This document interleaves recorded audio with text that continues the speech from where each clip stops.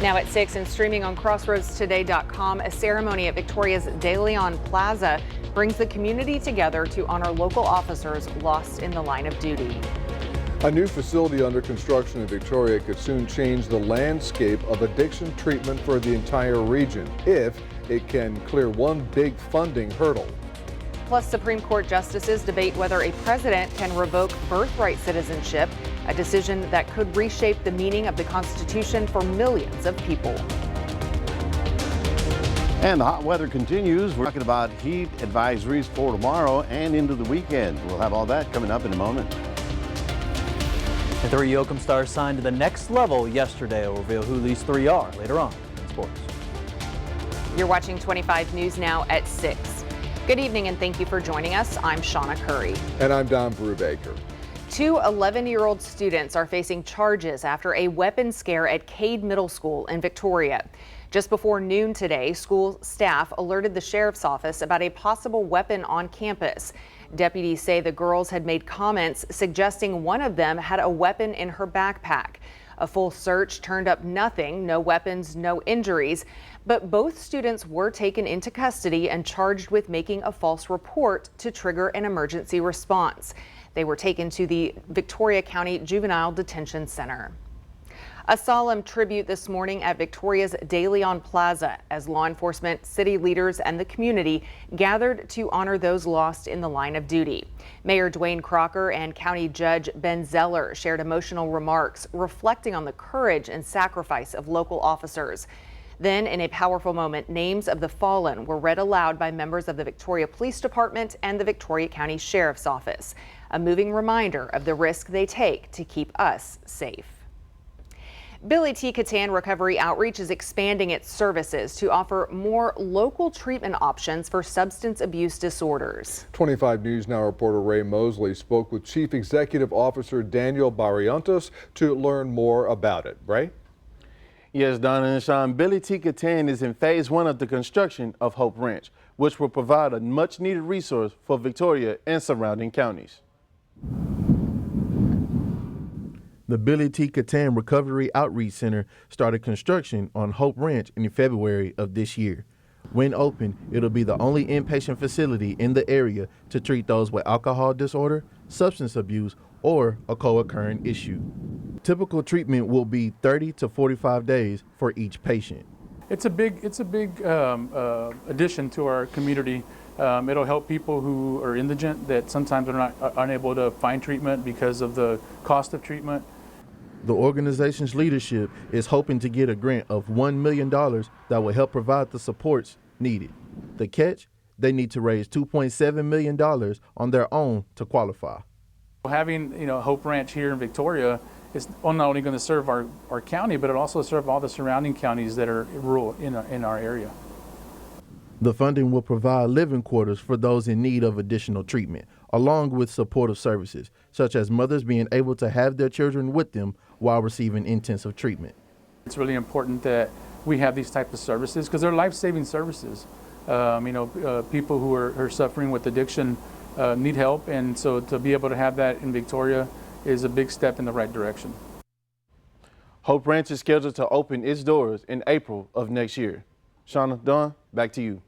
Ray, thank you. It's graduation season and students from around the crossroads are ready to put on their cap and gowns. As they prepare, we continue to recognize the class of 2025.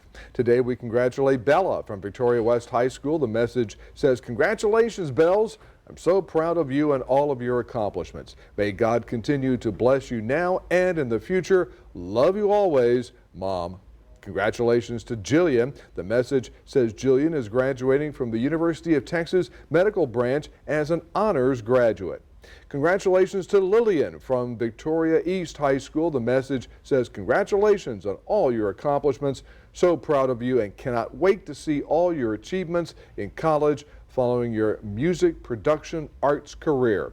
Love, Mom, Joe, Brooklyn, Peyton, Micah, and Salem, all of the above. Submit a photo and heartfelt message for your grad through June 13th. We'll feature our area grads on air and on social media.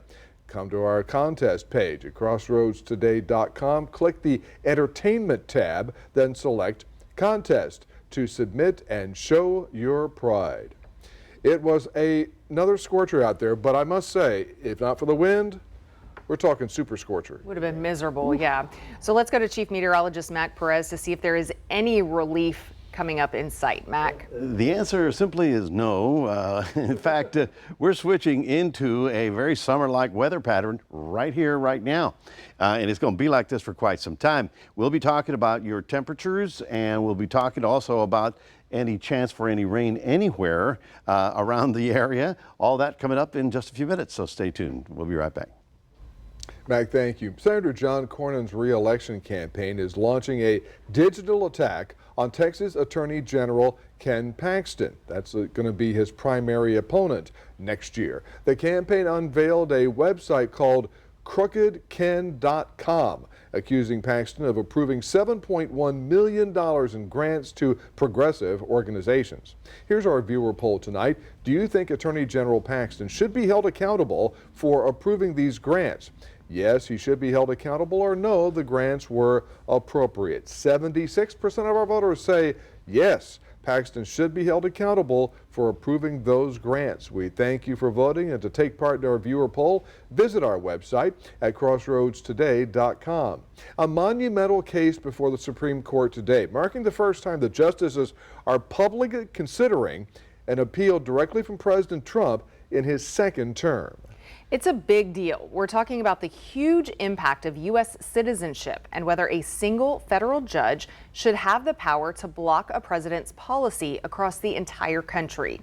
ABC's Olivia Rubin has more. Today, the Supreme Court weighing one of the most consequential legal questions of the Trump presidency. Can President Trump revoke the right to birthright citizenship? So as far as I see it, this order violates 4 Supreme Court precedents. President Trump signing an order to revoke birthright citizenship on his first day in office, part of his broader immigration crackdown. We're the only country in the world that does this with birthright, as you know. And it's just absolutely ridiculous. But the right to birthright citizenship enshrined in the Constitution. The 14th Amendment saying anyone born in the United States is a citizen, regardless of the legal status of their parents. Absolutely. Trump's order facing an immediate block by several lower courts. That question now also before the Supreme Court. Do local district judges have the authority to implement nationwide injunctions? They operate asymmetrically, forcing the government to win everywhere while the plaintiffs can win anywhere. Justice Ketanji Brown Jackson pushing back harshly. Your argument seems to turn our justice system, in my view at least, into a catch-me-if-you-can kind of regime from the standpoint of the executive, where everybody has to have a lawyer and file a lawsuit in order for the government to stop violating people's rights. But conservative Justice Clarence Thomas leaning the other way, suggesting that limiting the power of local judges may be on the table. So we survived until the 1960s without universal injunctions. Outside of court, the groups challenging Trump still appearing optimistic and warning of the stakes. If they can dismantle the 14th Amendment in our Constitution, they can also dismantle the other rights and privileges afforded our residents. First Amendment, Second Amendment, you name it. It's extremely rare for the Supreme Court to even hold oral arguments this late into the calendar. The High Court could now issue a ruling as soon as next month. Olivia Rubin, ABC News, Washington. It's been Cuero's storyteller since 1894, but as local newspapers vanish across the country, the Cuero record faces its own fight to survive. Tonight on 25 News Now Extra, Amaya Norman shares how one small town paper is holding on and why it matters now more than ever. Remember to subscribe to our YouTube channel, Crossroads Today. Hit the like button and click the notification bell. Stay with us. Coming up on 25 News Now at 6, Secretary Rubio reveals the only way he believes the Ukraine war negotiations will move forward, and it involves President Trump. Also ahead, the lone survivor of a climbing accident describes to authorities what happened and how he survived.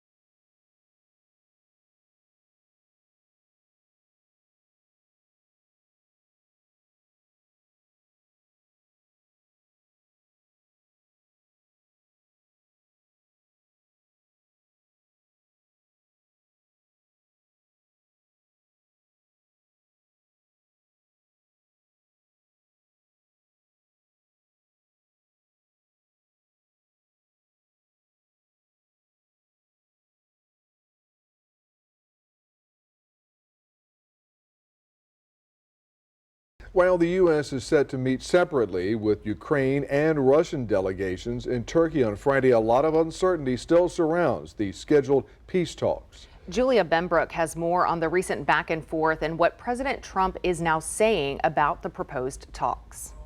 For a while now, European leaders and the U.S. have been putting pressure on Russian President Vladimir Putin to accept a month-long ceasefire. In fact, over the weekend, we saw several European leaders meeting with Ukrainian President Volodymyr Zelensky in Kyiv. It was a strong showing of support, and they had a strong message for Putin: accept a 30-day ceasefire agreement or face massive new sanctions. The Europeans made this announcement, they said, with the support of the White House. Putin appeared to ignore that ultimatum, instead calling for direct talks between officials from Ukraine and Russia to take place in Turkey on Thursday. President Donald Trump urged Zelensky to accept the talks, even without a ceasefire agreement in place, writing on social media, "At least they will be able to determine whether or not a deal is possible, and if it is not, European leaders and the U.S. will know where everything stands and can proceed accordingly." Zelensky then upped the stakes of the meeting, saying he would only meet directly with Putin. But the Kremlin later confirmed Putin would not take part. At one point, Trump even floated the idea of attending, but kept with his scheduled trip instead, telling reporters this on Air Force One the day of the proposed talks. Nothing's going to happen until Putin and I get together, okay? And obviously he wasn't going to go. He was going to go, but he thought I was going to go. He wasn't going if I wasn't there. And I don't believe anything's going to happen, whether you like it or not, until he and I get together. Secretary of State Marco Rubio is working to manage expectations for any upcoming talks, echoing Trump's comments, saying that he believes the only way that there is a breakthrough is if there is a meeting between Trump and Putin. Reporting at the White House, I'm Julia Benbrook. The White House announced today that Vice President J.D. Vance and Secretary of State Marco Rubio will attend Pope Leo XIV's inaugural Mass in Vatican City on Sunday. Vance, who is Catholic, met briefly with Pope Francis before his death last month. The Vatican reports the Vice President, Rubio, and Second Lady Usha Vance will be among the U.S. delegation attending the Mass, marking Leo's formal installation as Pope in St. Peter's Square. The lone survivor of a deadly climbing fall in Washington's Cascade Mountains is still in the hospital, but he's now able to share what happened. 38-year-old Anton Selleck survived a fall of several hundred feet. He spoke with search and rescue officials confirming what they feared. Denise Whitaker reports. The group had encountered bad weather and had decided to descend. And they were rappelling when they had some sort of anchor failure. Woodworth tells me Selleck confirmed that all 4 climbers were on the same piton. That's a stake in the rock face that was left from previous climbers. But this one did not hold. The climb that this party was on is definitely one of the more challenging climbs at the pass. Selleck somehow survived a fall of about 400 feet along with the rest of his team.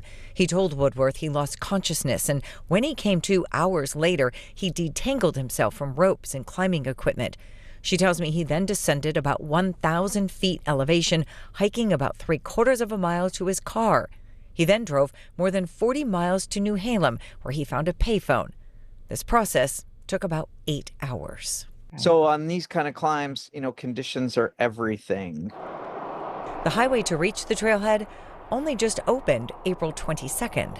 When the snow starts to melt, there can be a bunch of chalk stones, big rocks that sort of block the way that require much more difficult climbing to surmount. It is common to use pitons left by previous climbers, and Selleck said another one they used earlier in the climb did hold for them. Denise Whitaker, Como News. Well, good afternoon, everyone. While it's still winter in some parts of the country, we're definitely looking at summer-like pattern. Right about now, 87 degrees out there. The winds were up to 35 this afternoon. They're down to 20 right now. 91 was our official high, a little bit above our seasonal average of 87. We'll talk about the hot weather and the heat wave that we expect right on through the weekend coming up in a moment.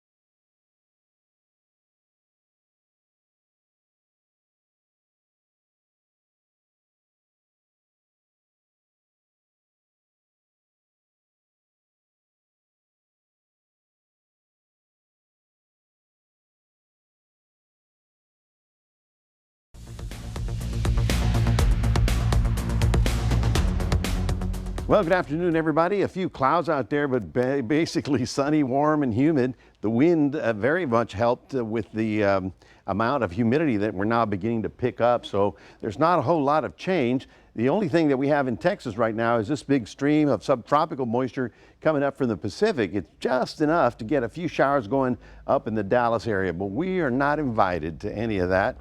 Here's one of the storms that's going through the upper portions of the country. Rain and some snow in the higher elevations, but you can see how that moisture wraps all the way down into this. And right about here, this would be areas of lower pressure. That's why the storm's going around like this. And this would be areas of high pressure, which is what we get around here for the summertime. That's what makes it everything hot and fairly stable. We do have humidity along the coast. You can see that, 50, 60%. But if you go past San Antonio, it drops off the table. Look at that, 20%, 9% in in Brackettville, and very, very dry humidity also allows the temperature to really skyrocket. I think Laredo got up to 103 today, 105 in Cotulla. For us, temperatures are going to be staying in the low to mid 90s right on through the next couple of days. And of course, that's the weekend. Our average should be around 86, but we're going to be above and beyond that right on through. But if you got plans for the weekend, or if you don't have plans, you should make some, because it's going to be summer-like out there. And it reminds me of going to the beach and sitting on the sand and, enjoying the sea breeze. So the heat advisories do continue for all of the counties of central Texas, most of the crossroads, and all the way out to Del Rio. There's going to be a little drier air coming out here. That's why it sort of dropped in this area, and that's going to help them for a little bit. But that trap of moisture going this way, well, it's just enough to get some activity going in northeast Texas, but we're not included in that. That's okay. And then the next one, this would be the third day. This would be Saturday, and you can see how thunderstorms are possible up in that neck of the woods, but not necessarily for us. So if you happen to be driving northbound, they have a little bit better chance. Today, May 15th, is the beginning of the tropical storm reporting season. We start getting the, what we call the Atlantic Tropical Over Outlook. And as of today, things are very quiet, nothing expected for the next 2 weeks. But June 1st is the official beginning of the tropical storm season, and that's when we'll be all over that place. Now tonight, temperatures getting only down to about 75 degrees, not exactly cool. So it'll be rather humid with the AC going off and on. Tomorrow's high temperatures, 92 for us, 92 all the way, 95 in Hallettsville, 98 in Gonzales, and like I said, on the other side of Highway 35, everybody's going to be over 100 degrees, and then we widen the picture and you can see how the warm 90s go all the way up into the Texas Panhandle. Taking a look at your day planner for tomorrow in Port Lavaca, you're going to see a lot more cloud cover, overcast kind of in the morning. I don't expect fog because the winds are going to be too strong, but you'll get up to about 88. Cuero, you've got more cloud cover, and that helps. The southeast wind will be stronger, but you'll get up to 93 as a high temperature. In your 7-day forecast, well, we get you through the weekend, then very little change. We'll be in the hot and humid side, and through early next week, we should stay in the low 90s. That's your 7-day forecast, reminding everybody we do have a QR code. Love for you to scan that, put Crossroads a Day on your phone. Here's Shawna. All right, thank you, Mac. Well, the South Texas Strutters took the global stage by storm this spring at the Dance Worlds and Dance Summit in Orlando, Florida. The team's coach says the dancers worked all year to earn an invitation to the event, competing across the country and facing teams from around the world. They also had the chance to perform at Disney World.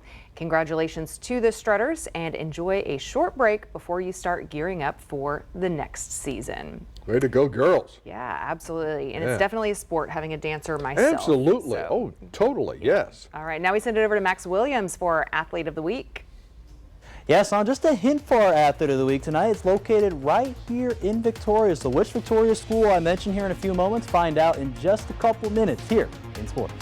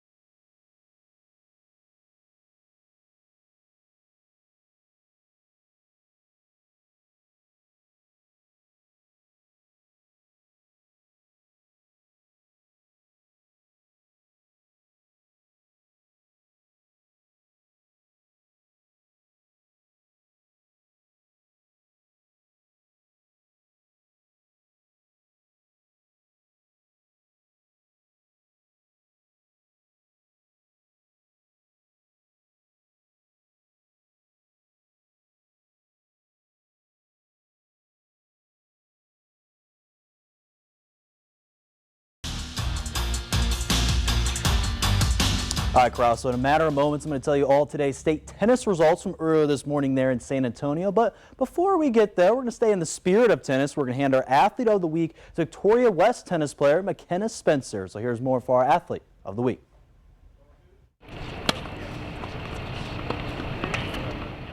Yesterday, I talked about the Goliad tennis team advancing to the state tournament today in San Antonio. Well, for our Athlete of the Week this week, we're staying in the tennis area, getting to Victoria West tennis player McKenna Spencer.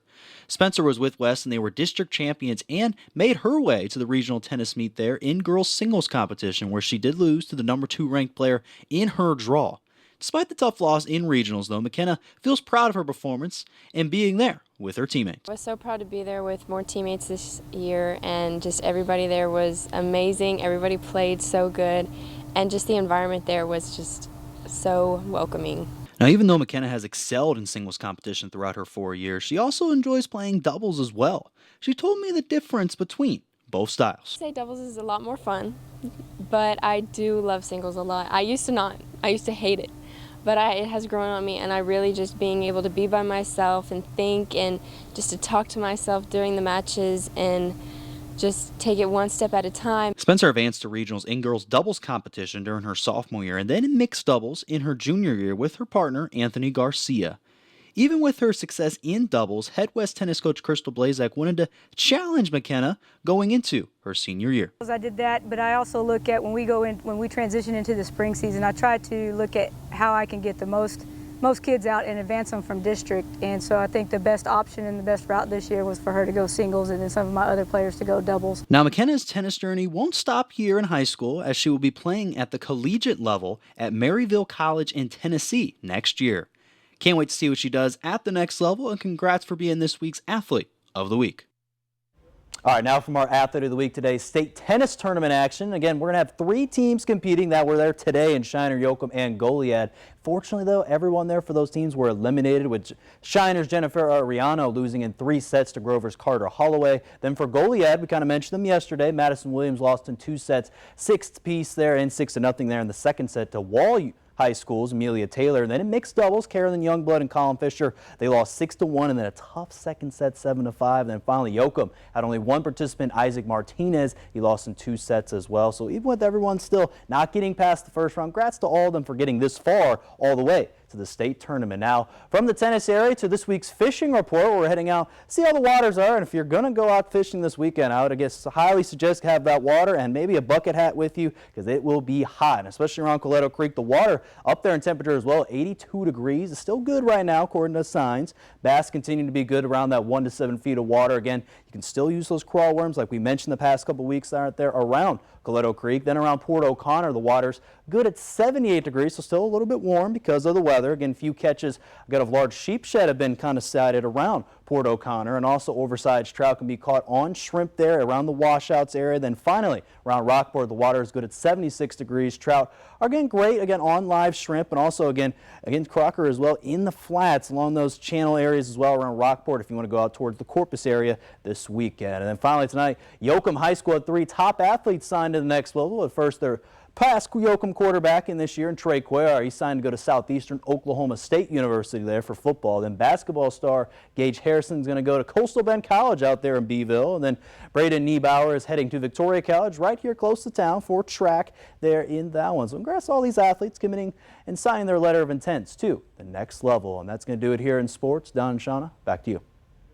Max, thank you, and we're back in a moment. A hospital in Cheesehead Land is very busy these days in a very good way. More on that after the break.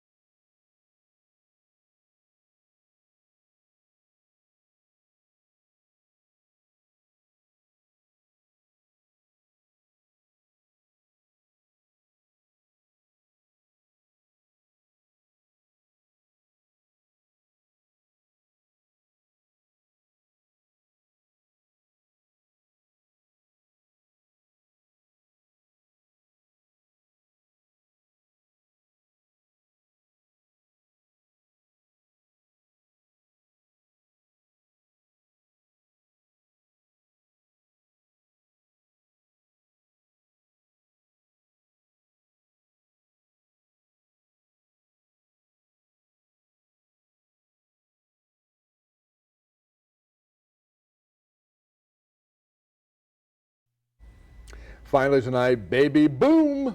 One hospital in Green Bay, Wisconsin has 14 labor and delivery nurses who are all pregnant and expecting a baby in the coming months. The baby boom is happening at St. Vincent Hospital. It's a unique twist on the labor and delivery floor. The people who deliver babies are about to deliver some of their own. The nurses say their babies are all due between May and the fall. Hospital representatives say they have a plan in place to make sure there are no gaps in care for patients. That's a lot of nurses out at one time. 14! Whoa, my goodness gracious. Oh, my. That is tough. That is tough. Getting through this kind of weather is kind of tough, too. Yes, it is, especially if you're pregnant, you know. The hot weather doesn't help at all. So we are looking for some hot, steamy weather right on through the weekend. The wind in the afternoon is the only thing that's going to help us out. So if you've got a good breeze blowing, that's great. Find a piece of shade and sort of enjoy the 90-degree temperatures. They're going to be around for quite some time.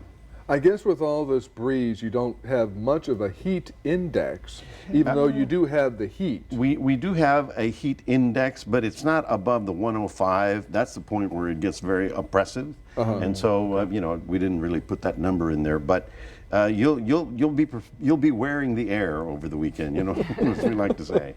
All right. That'll be okay. Good weather to get outside at the lake or in a pool or you know, some way to That's cool a good down. place. Wear that sunscreen. Yep. Thank you, and thanks for joining us. We'll see you back here tonight for 25 News Now at 10.